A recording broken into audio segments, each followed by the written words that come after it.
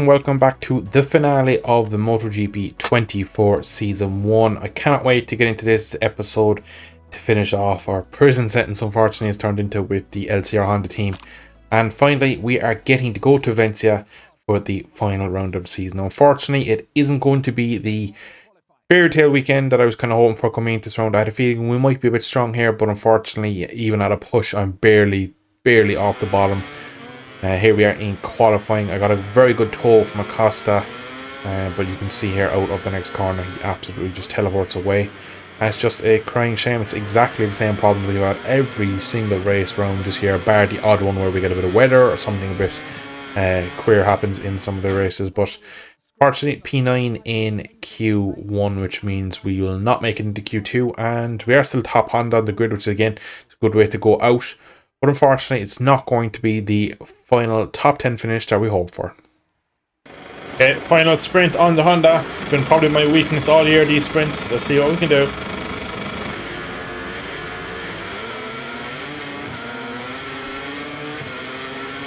Poor start.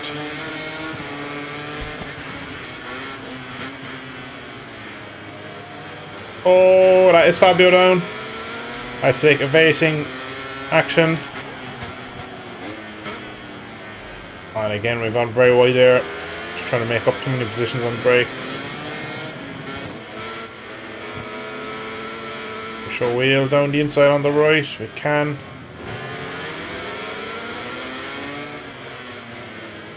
Give us space, Mir. We'll go around the outside of our factory colleague. Oh, and the front is gone. That is the end of our sprint.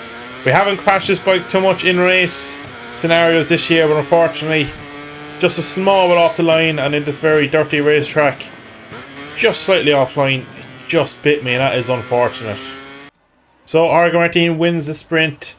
Unfortunately, like Honda's 11th and 12th when I'm not there, so almost in the point. So again, somehow it looks like Fabio scores P13. Don't know what happened after my crash, but it was just slightly trying to make something happen, and I think I make a lot more mistakes in these sprints, and in the main race I think the tire offset I gained from having a slightly softer compound kind of just takes me off that extra edge, and I really think I struggle a bit in the sprint to try and just do over the limit everywhere to try and make something. But unfortunately, our last sprint with Honda ends kind of how our season's been, flat in our face. Yeah, I'm hoping I can go out on a high in the main race, but yeah, that sprint wasn't a very good one. Okay, last turnout for the LCR team. Let's make it a good one.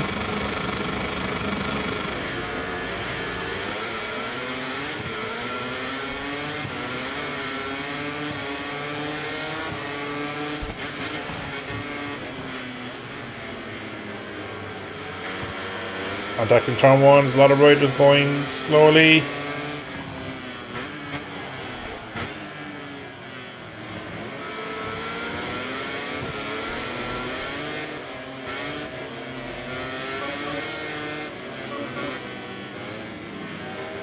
Somehow we're behind Marquez already. This is a strange start. Two Fernandezes have connected, and one of them's gone down. Not too sure which one.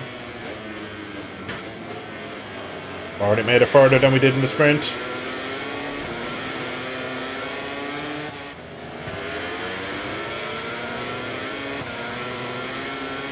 And already end of the first lap. You can see, look at the gap already we have. So you can see, look at that.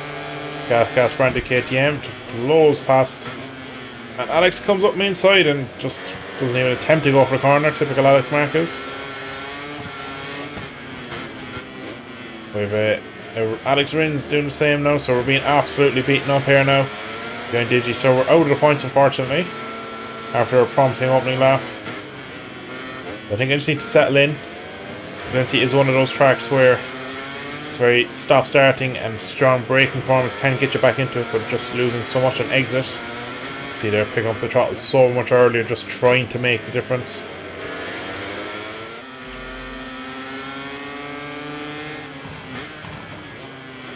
Big launch from Pedro. I would say we cut him back, but yeah, see, no gain at all on the exit.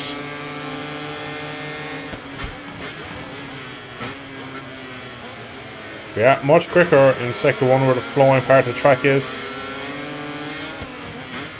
But doesn't really give us anything overall just because of how much I have to basically try and defend from them in the second half of the lap where they are very, very easily able to overtake me.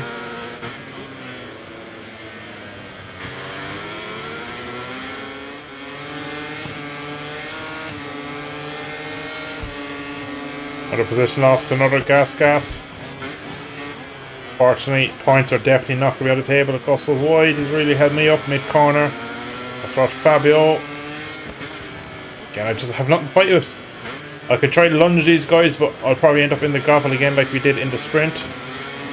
We already have a handful of warnings as well, so we need to be careful, otherwise we'll be finishing last.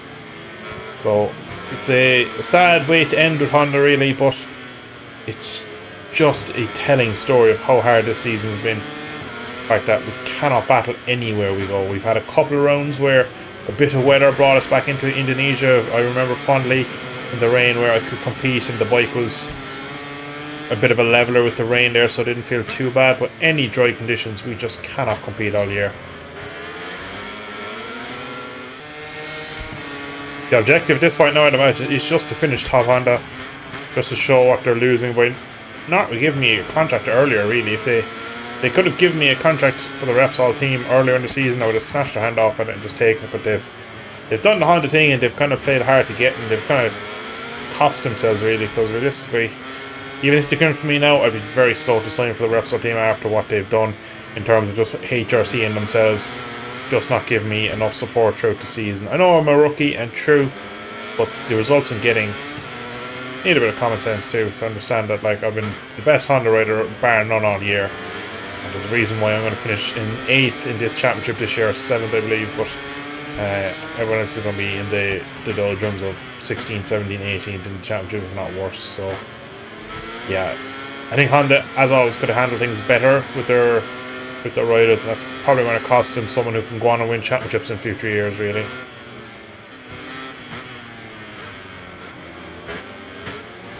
Oh, massive lunge from Zarco. And, well, as we've seen a couple of times this year, so all the Hondas have gone. And now one has crashed. He just rolled inside me. I'll be very hard done if I get any warning or anything from that, to be brutally honest. You can see there's just a Honda train at the back of the field. And we've been giving a long lap penalty for it. That's a fucking dreadful decision. I'm going to get a second one there now because I just dipped the wheel off and we are on 4 warnings, so I think double long lap is what we're going to end up with after all this. That is absolutely appalling stewarding. Considering there was a massive dive from him. I was already in the corner, I'm not really sure what else I was supposed to do really, but yeah, this is been a weekend to forget. I'm quite glad that we'll get a new offer from some other team at the end of this episode, because it's just been one of those where I'm just quite glad we're just getting to the end of the season really.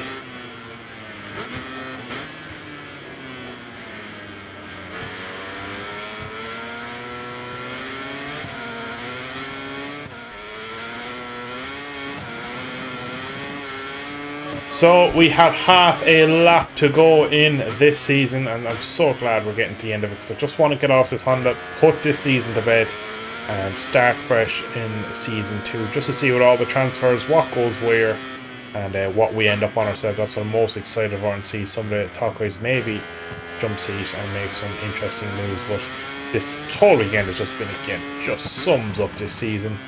Just over my limit to be anywhere near, and the fact these last couple laps I've just taken it easy, just riding around, not really stressing the bike, and we're absolutely miles lost. It just shows, unless I'm over my limit, this bike just does not work, and I'm afraid it'll probably be bye-bye to Honda for me, because I just don't think, regardless of the offers I get, I'll sign for Repsol. I'll be very desperate if I end up signing for them, but that is season 1 complete. I wish it was on a better note, but it is what it is.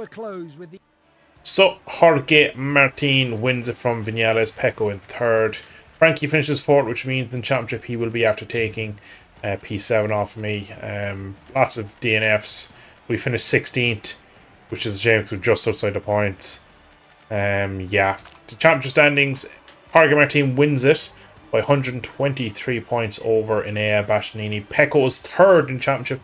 Maverick and Yales is fourth. Unfortunately, on the last race, we dropped to P8, but still, 218 points on this Honda is an absolute miracle considering the next Honda is Zarco on 21. So, yeah, almost 200 points more than the most close Honda to me. In terms of the team championship, we get 5th, but again, majority of that points are my points, which again just shows that I'm the heavy hitter. And in the actual manufacturers, we end up getting 4th, which again we beat Yamaha, which you would expect to be close to, and Gas. So the 3 main boys ahead of us, Ducati romping away with 747 points. But yeah, this season is done. Less time to rest. So the team's objective, top 5 in the championship, absolutely, you have to be joking me. Final place is 8. We got 1 pole position, 2 races won, 4 podiums, and 0 of fastest laps. So overall, really, it wasn't a terrible season considering the bike we had. We got some good results out of it, and we had some high moments, a lot of lows, but at the end of the day, it was a learning curve, and I'm hoping this season coming will be a lot better. So we have our options for season 2, and 2 of them are terrible. So we're obviously not going to sign for Idemitsu LCR. We're not going to stay with Castrol LCR. So unfortunately, checking that out will not be staying around. So my 2 options are the full factory Honda team or Red Bull KTM now. Yeah, it's like if you look at the factory bike versus my bike, I know I said I wanted a factory Honda. My bike is technically a lot more developed than the factory team is. The KTM is better in a lot of ways. So I think it's an all-round. We have to go factory KTM. I've actually never signed for KTM in any career mode, so I'm actually kind of excited by the prospect of racing a Red Bull KTM in the factory team. Again, like I can't take the opportunity to sign for Repsol Honda just in case they're that bad, because like aerodynamic load is less. And no, the big issue I have with the current Honda is we don't have enough aero, whereas the KTM is a big jump in handling, engine power, and aero penetration and load. So it mightn't be the best bike in terms of electronics, and it mightn't be in stability, but I think I can make that difference. So yeah, it's going to be Red Bull KTM. So we have our rider transfers. So we're going to start with Motor 3. We have 6 transfers. Nobody moves up in category. Artola, did I say Artola? I did. Artola is off to BOE, probably a bit of a downgrade. Munoz off to Gas, which will be an upgrade. Carrero to Husqvarna, again upgrade. Alonso across, I suppose, a sideways step to Red Bull KTM, a downward step for Antonio Rueda, and kind of a bit of a sideways step as well for Colin Vire. So that's an interesting one. We have 1 rider move up in category, and that is very interesting. So Danny Halgado has moved up into the Italtrans racing team. Foggia is moved to the Speed Up team. Arbolino's moved to the Red Bull KTM. We have Aldeguer moving to LT Helmets. Don't know about that one. Benchner are getting a massive upgrade. And then Sancho going to Portimina SAG, basically, is what that team is. So yeah, a couple of interesting ones there. Now I'm very, very, very, very, very interested to see what Motogp has. So, oh my god. So there's 1 of these happening in real life, 2 of these happening in real life. So I'm going to start with the not crazy ones, and I'll get to the bottom left in a second. Aleix Espargaro is signing for Repsol Honda in real life. He'd be their test rider for next year. Bastianini signed for KTM, actually, not Aprilia. From my head, when he was linked with Aprilia, I kind of made that. Igor's jumped up onto the LCR bike. That's a great sign for him. Pramac have re-signed Jack. Again, I suppose that technically is happening this year at the moment. Morbidelli's gone back to the factory Yamaha. I don't see that happening ever. And the next and final move is one that I would absolutely think would be brilliant for the current championship. And that is Fabio Quartararo signing to replace Eneo Ashnini in the factory Ducati team. What a move that is. It's going to be an interesting season with the likes of Fabio on a Ducati, Jack on a Pramac, and yeah, it's going to be interesting to see for the riders who haven't signed where they've gone elsewhere. So, 2 teams so far have stayed still. Zarco and Agor, so it means that Gami's out. Alex Marquez and Mark stays put. Digi, Bezecchi both stay put in VR46. Elite Espargaro alongside Luca Marini. So where's Mir? Is Mir gone home? Franco Morbidelli back in Monster Energy letters. That's hilarious. Alongside Rins. Pistinini on an Aprilia. Doesn't look too bad. Alongside Vinales. Me in the Rebel KTM squad. Looking forward to that one alongside Brinder. Jack Miller. And I took his seat. Goes to Pramac alongside Jorge Martin. Quartararo. Look at that. And Bagnaia in the factory team. So it is the time to end season 1. I am very grateful we've gotten here. And we've gotten ourselves a factory KTM. One of the best bikes on the grid. And I feel like we have deserved it for the results we got. Still not going to be easy to win on this bike. I know we need to develop this and make this bike our own. And we'll sort out the leathers and the helmet and stuff and get everything set up for in the next episode. But we have the calendar for next year. I was considering doing a shorter season, but unfortunately you can't pick how many rounds you do. I would basically do on what next year's calendar, and I'd knock off a couple of rounds that aren't on it. But unfortunately you can't do that. You can only do 11. And that's just a bit too short for my liking, so I'm going to stick with the full 21 plus a couple of tests as well thrown in for good measure. But yeah, in the next episode we will have the test from Losail and we'll have race 1 as well. So we'll have our first outing on the factory KTM. I hope you're excited for it. I really am. I'm looking forward to seeing what we can do in season 2. And of course, the transfers from everyone else. So I hope you have enjoyed season 1. Drop a like, subscribe, all that good stuff, and shall catch you in a future video on Motogp 24 for season 2. Thanks for watching. Slán go fóill.